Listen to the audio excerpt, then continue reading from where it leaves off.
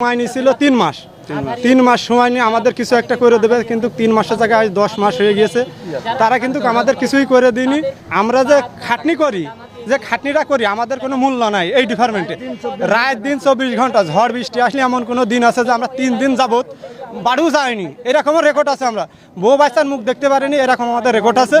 কারণ হচ্ছে যে আমাদের যে ভাইরা মারা গিয়েছে, তাদের যে অঙ্গহানি হয়েছে, তাদের পরিবারের যে 2 মুঠো ভাত তুলে দেওয়ার মতন কোনো লোক নেই এই ডিপার্টমেন্টে, বা কিছু টাকা দিয়ে সাহায্য করবে এরকম কোনো লোক নেই।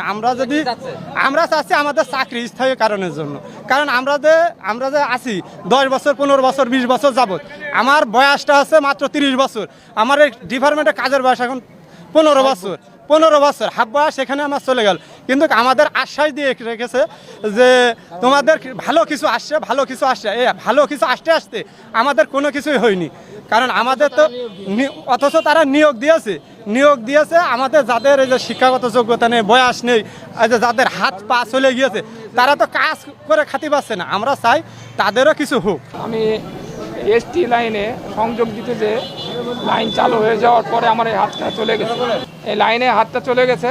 তো যাই হোক, আমি কোনো রকম করে বেঁচে আছি। তা আমার এই অবস্থাতে আমার তো কোনো কিছু করে খাওয়ার মতন নাই। সেই ক্ষেত্রে আমি ওয়াবদাতে এখন বর্তমান কর্মরত আছি। আমি চাচ্ছি যে আমার কোনো কিছু হোক।